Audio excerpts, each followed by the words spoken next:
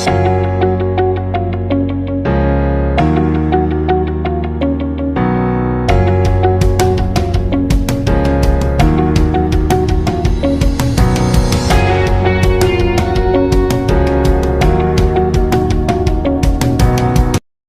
pala magmahal ng mga ML player, no?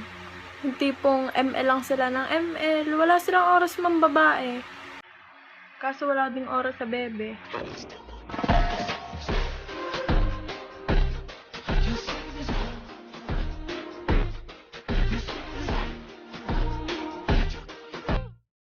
Ang daya mo. Pagkatapos mo akong sanayin na lagi kang kausap, bigla ka na lang mawawala.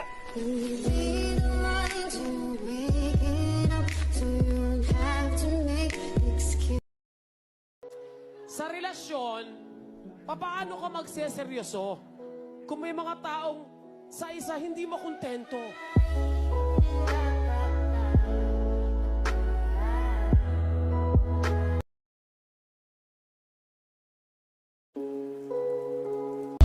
Pag nandyan dapat piliin mo rin siya. Kasi kung papakawalan mo pa,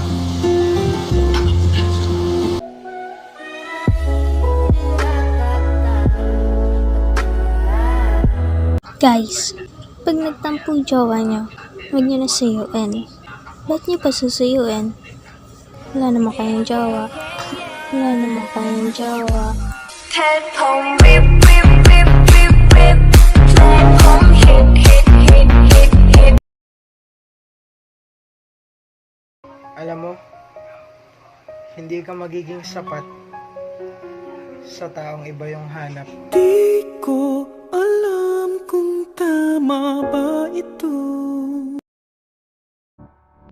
Mas mabuti nang pakawalan mo na siya kung wala na talaga, kaysa naman sa mag-expect siya na babalikan mo siya pero hindi na pala.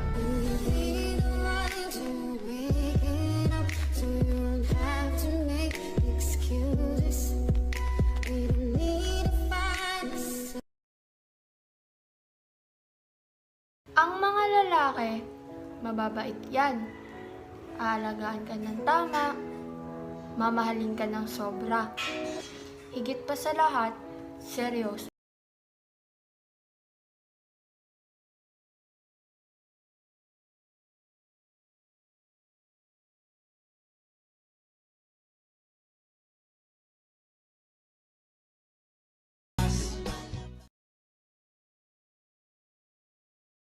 alam nyo guys, nakakatakot yung virus. Pero mas nakakatakot yung mga taong magchat-chat lang sa'yo kapag kailangan ka.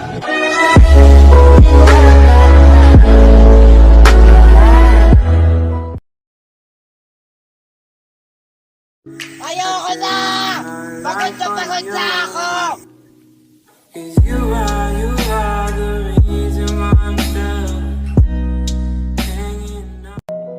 Alam mo ba kung bakit sigurado akong mahal na kita? Dahil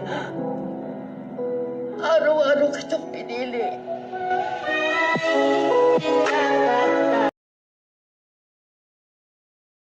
Life is pain.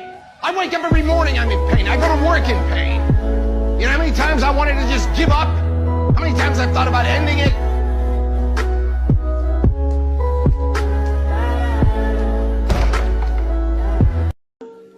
Pero wala siyang time. Alam mo yun, mahal ka nga, pero hindi ka naman priority.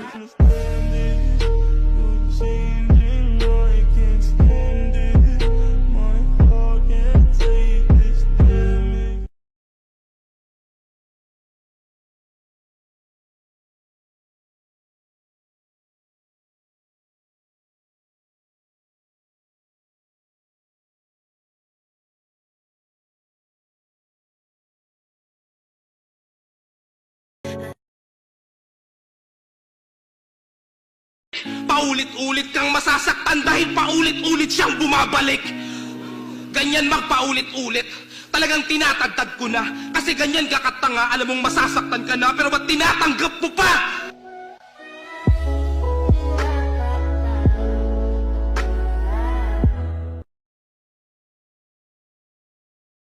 Hirap pala, no? Kasi, yung taong gusto mo, iba yung gusto.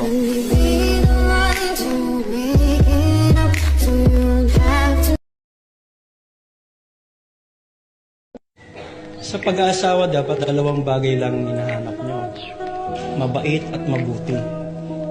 Pag ikaw mabait, kind at mabuti, good, naka-jackpot ka na. Pero nakakita ka ng gwapo at maganda, bonus lang yan.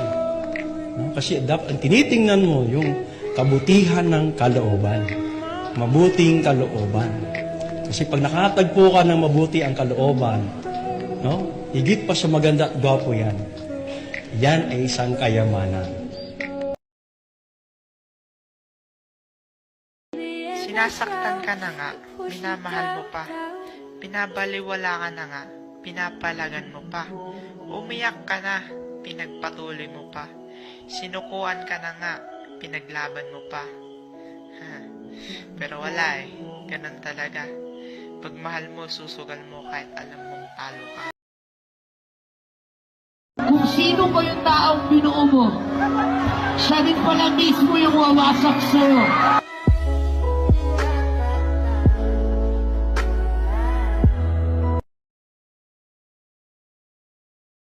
Yung mga banat mo hindi masakit. Mas masakit pa rin yung iniwan ka tapos pinagpalit.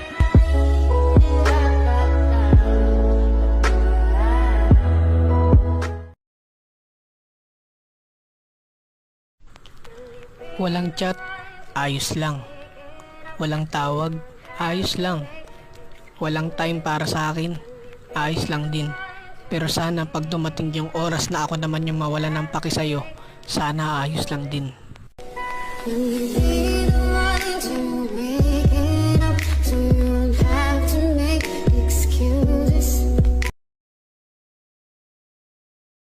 Di ko kaya na malimot ang pag-ibig ko. May buwang pagkako dyan sa puso mo. Tanggapin mo lang ako. Ako'y babalik sa'yo. Sana'y huwag kumainip ko ko'y asahan mo. Di ko nasasayangin ang tiwala mo. Tanggapin mo lang ako. Ako'y babalik sa'yo.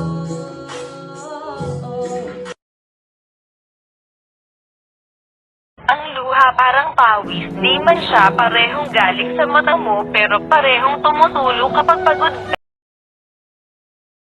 Tanggapin mo na lang, sinayang mo ko dati. Sinayang mo yung pagmamahal ko dati, sinayang mo nung mga sacrifice ko dati para sa'yo. Ang dami kong iniwang tao para sa'yo. Tapos bandang huli, niloko mo lang ako. Kita mo yan? Yung Ferris wheel na yan? Parang ako yan, pinasakay mo ako sa mga salita mo, tapos pinaikot-ikot mo din pala ako. Alam ko, may pagkukulang tayo dati sa isa't isa. Pero nung kulang na yun, hindi ko hinanap sa iba. Okay? Kaya please, tama na. Di na tayo pwede, masaya na ako sa iba. Okay? Thank you na lang sa lahat. People say you have to have a lot of passion for what you're doing. And it's totally true. And the reason is because it's so hard that if you don't, any rational person would give up. It's really hard. And you have to do it over a sustained period of time. So if you don't love it, if you're not having fun doing it, you don't really love it, you're going to give up. And that's what happens to most people, actually. If you really look at the ones that ended up being successful, unquote, in the eyes of society and the ones that didn't, oftentimes it's the ones that are successful loved what they did so they could persevere when it got really tough. And the ones that didn't love it quit because they're sane, right? Who would want to put up with this stuff if you don't love it? So it's a lot of hard work and it's a lot of worrying constantly. And if you don't love it, you're going to fail. So you got to love it, you got to have passion. You need to change your mind because some of you are thinking about giving up because you're in a season of failure. But just because you failed doesn't mean that God doesn't have a bright future in store for you. It is always too soon to quit. But I want to remind you that failure is not final, it's formative. It is part of the process. It's part of the journey. Your failure matters as much as your success. How do you think you're gonna grow if you don't ever fail? Yet some of you have failed and you have decided, well, guess what? I'm a failure. No, failure is an event. It is never a person. Just because you failed doesn't mean that you're a failure. In fact, failure is actually fuel for your future. The way that you grow, the way that you advance. You have to fail in order to succeed. Like every one of my successes is stacked on top of failures. You need to get a revelation today that the joy is not in the success. The joy is in trying. The joy is in the process. Kahit araw-araw pa kayong mag-chat, ending nyo pa rin salamat sa lahat.